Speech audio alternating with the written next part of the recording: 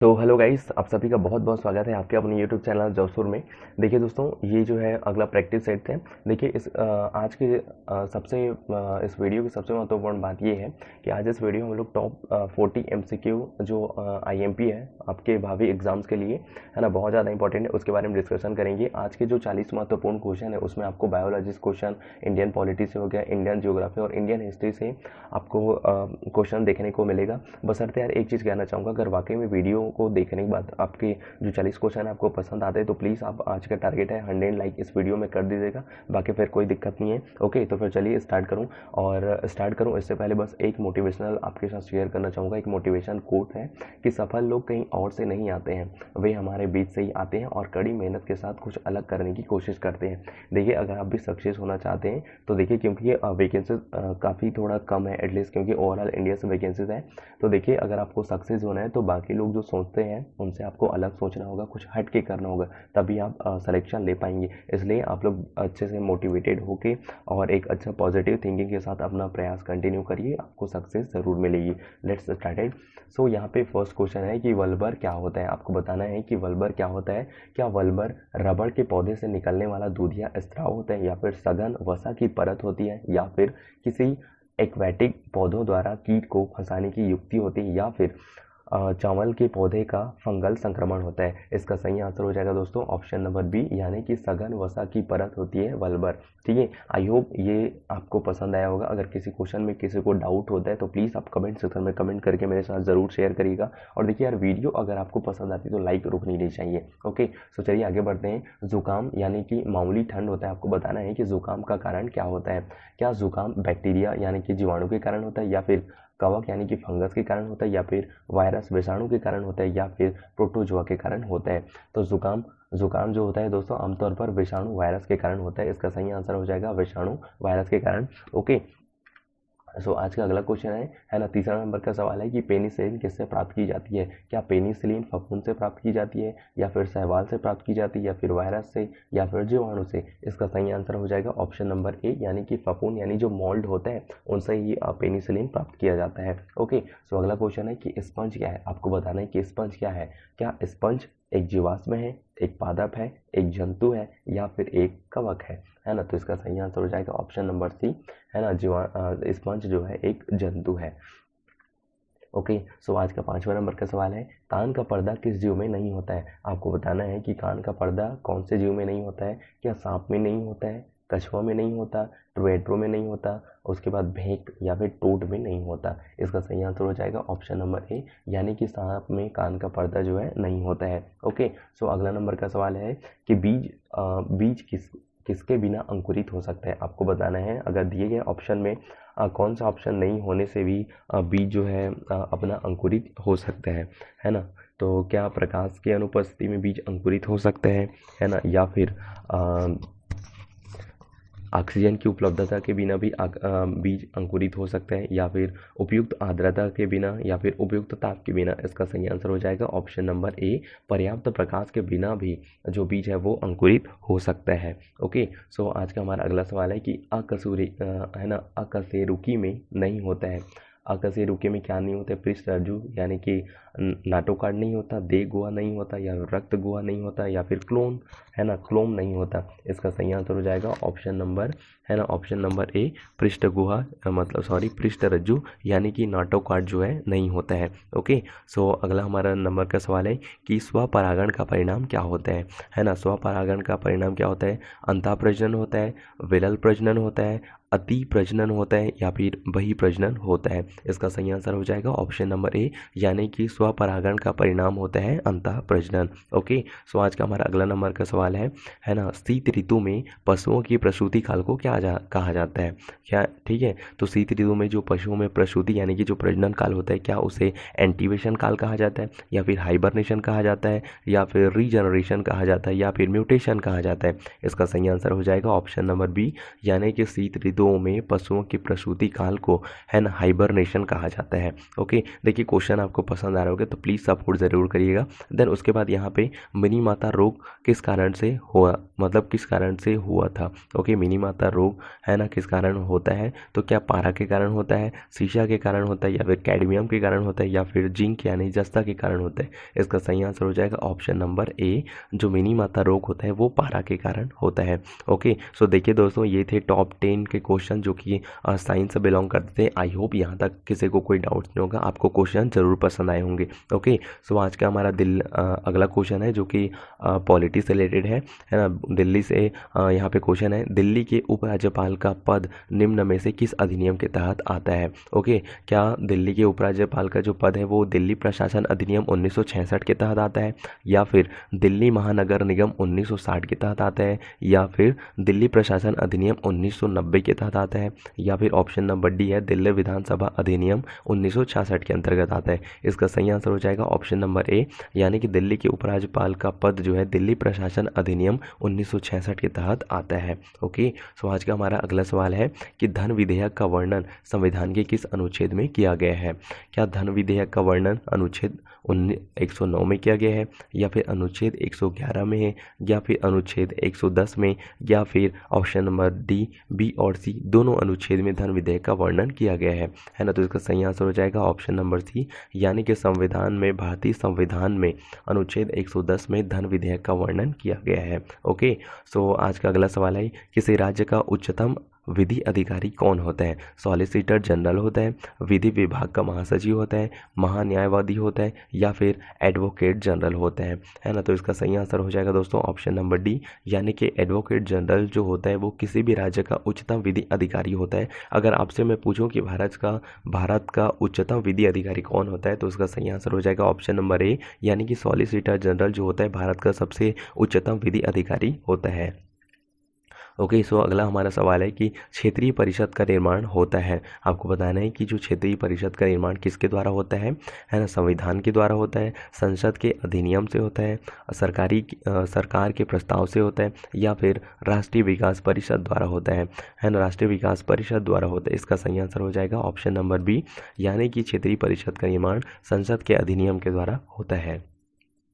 Okay, सो हमारा आज का अगला नंबर का सवाल है कि राष्ट्रीय आपात घोषणा का दुरुपयोग रोकने के लिए संविधान संशोधन अधिनियम है।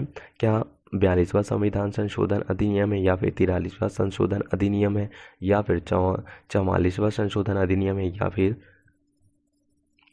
45वां संशोधन अधिनियम है। इसका सही आंसर हो जाएगा ऑप्शन नंबर सी, यानी कि 44वां संशोधन अधिनियम है ना, राष्ट्रीय आपात घोषणा का दुरुपयोग रोकने हेतु ये अधिनियम बनाया गया है। ओके, सो अगला है कि सरकार के संसदीय स्वरूप का सबसे महत्वपूर्ण लेख क्या है। संसद की प्रभुत्ता, या फिर लिखित संविधान, या फिर विधायिका के लिए कार्यकारिणी का जवाबदेही, या फिर स्वतंत्र न्यायपालिका है ना। इसका सही आंसर हो जाएगा ऑप्शन नंबर डी, स्वतंत्र न्यायपालिका सरकार की संसदीय स्वरूप का सबसे महत्वपूर्ण है ना सबसे महत्वपूर्ण लेख है। ओके, सो आज का हमारा 17 नंबर का क्वेश्चन है। देखिए ये क्वेश्चन बहुत ही ज़्यादा सिंपल है। आई होप जितने भी तैयारी कर रहे हैं उनको तो क्वेश्चन देख के ही समझ आ गया होगा कि एंग्लो भारतीयों की अधिकतम संख्या खाली स्थान है जिन्हें लोकसभा के लिए नामांकित किया जा सकता है। इसका सही आंसर हो जाएगा ऑप्शन नंबर बी, यानी कि 2 है।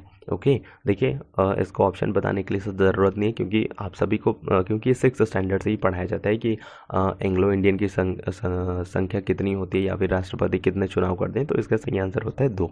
ओके, सो आज का अगला सवाल है कि राज्यपाल को उसके पद से हटाने के लिए राष्ट्रपति किसकी सलाह लेता है।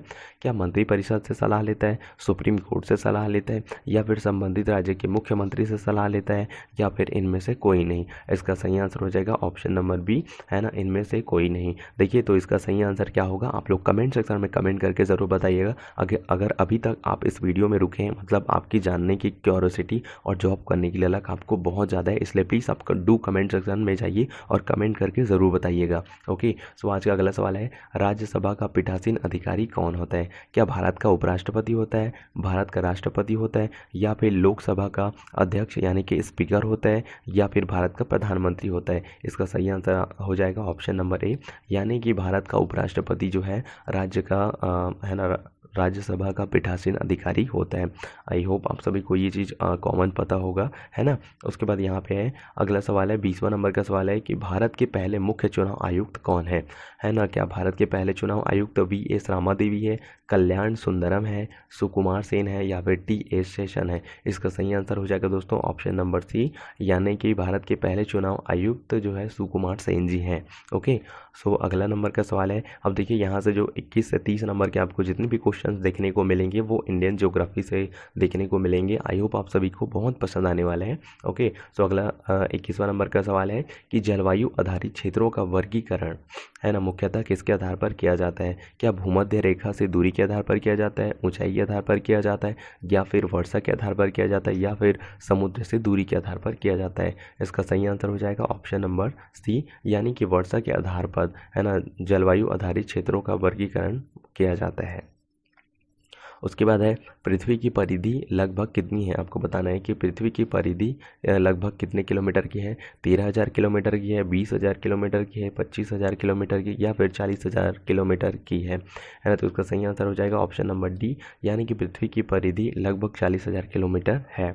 ओके, सो अगला नंबर का सवाल है कि 10 डिग्री चैनल स्थित है। आपको बताना है कि 10 डिग्री चैनल किसके बीच स्थित है।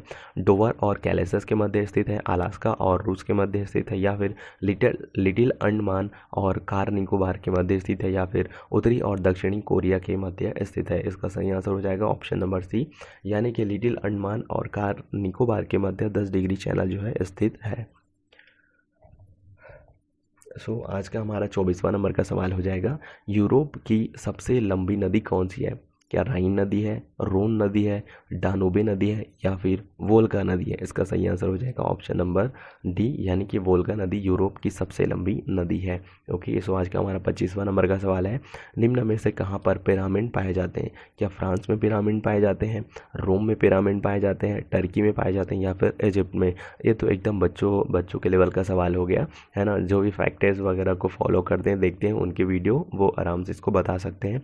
इसका सही आंसर हो जाएगा इजिप्ट, यानी कि मिस्र में जो पिरामिड है वो पाए जाते हैं। ओके, देखिए यार, ये जो 26वां नंबर का सवाल है इसमें आधा पोर्शन छूट गया, तो इसको कभी और कवर करेंगे। ओके, सो आज का 27वां नंबर का सवाल है कि भारत के निम्नलिखित क्षेत्रों में से कौन सा एक सर्वाधिक प्राचीन क्षेत्र है एवं अभी भी इसमें तेल का उत्पादन किया जा रहा है। क्या ये बॉम्बे हाई है, दिग्बोई है, या फिर है ना अंकलेश्वर है, या फिर नहरकटिया है। इसका सही आंसर हो जाएगा ऑप्शन नंबर बी, दिग्बोई जो है एक प्राचीन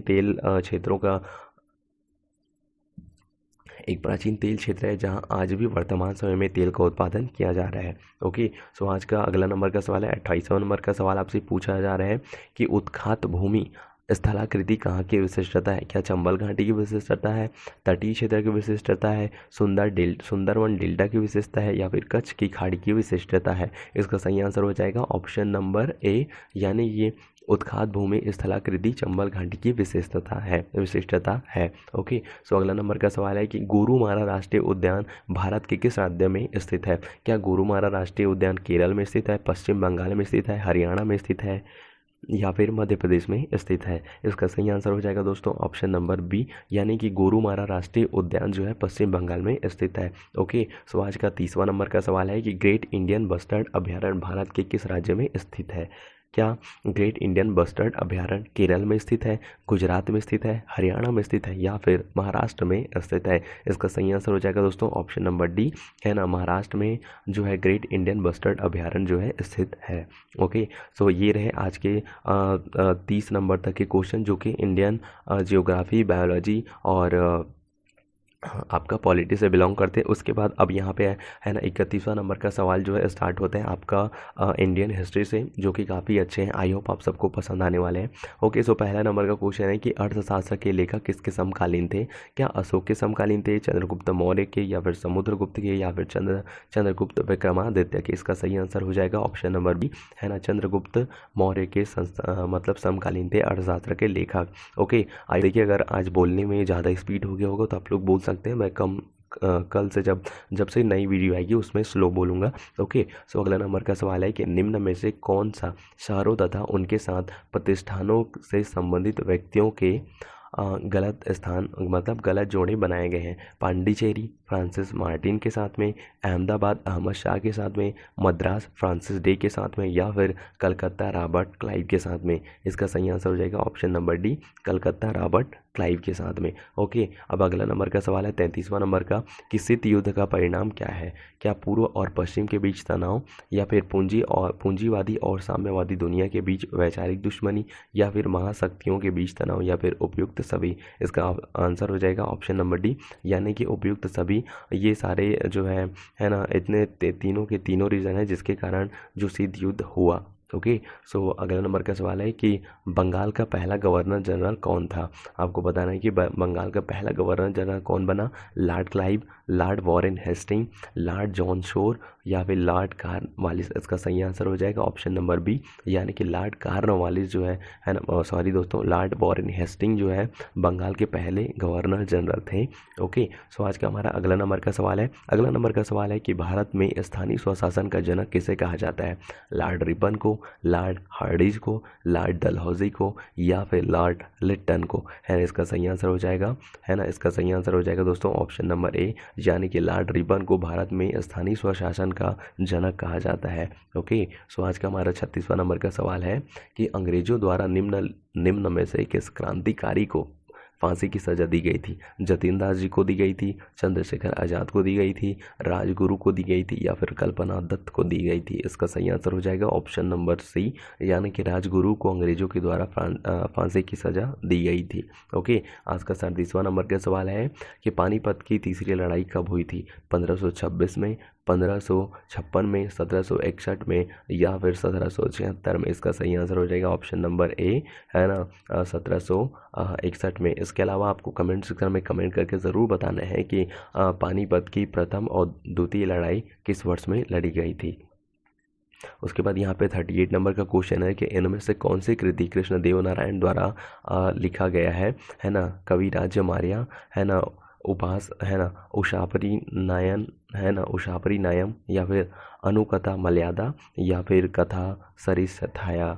है ना, इसका सही आंसर हो जाएगा ऑप्शन नंबर सी, यानी कि अनुकथा मर्यादा जो है कृष्ण देव नारायण द्वारा लिखा गया है। ओके, सो आज का 39 नंबर 39वां नंबर का क्वेश्चन है किस कारण से मोहम्मद बिन तुगलक असफल व्यक्ति था? वह विक्षिप्त था, वह व्यवहारिक राजनेता नहीं था, उसने राजधानी दूसरे शहर को बनाया, या फिर उसने चीन के साथ युद्ध किया? इसका सही आंसर हो जाएगा ऑप्शन नंबर बी, यानी कि वह एक व्यवहारिक राजनेता नहीं था, जिसके कारण मोहम्मद बिन तुगलक जो है एक असफल व्यक्ति रहा। ओके, सो आज का 40वां नंबर और सबसे आज की सीरीज़ का सबसे लास्ट क्वेश्चन है कि कलिंग युद्ध किस वर्ष में हुआ था? 261 बीसी में, 263 बीसी में, 232 बीसी में, या फिर 240 बीसी में? इसका सही आंसर हो जाएगा ऑप्शन नंबर ए, यानी कि कलिंग का युद्ध 261 बीसी में हुआ। देखिए, अगर आपको क्वेश्चन पसंद आए तो प्लीज़ लाइक कर सकते हैं और चैनल को सब्सक्राइब कर सकते हैं। अगर पहली बार विज़िट करें तो फिर बाकी आपकी मर्ज़ी, और फिर तैयारी करते रहिएगा। तो फिर चलिए यार, मिलते हैं नई वीडियो में, तब तक सबको bye bye, have a great day, जय हिंद, वंदे मातरम।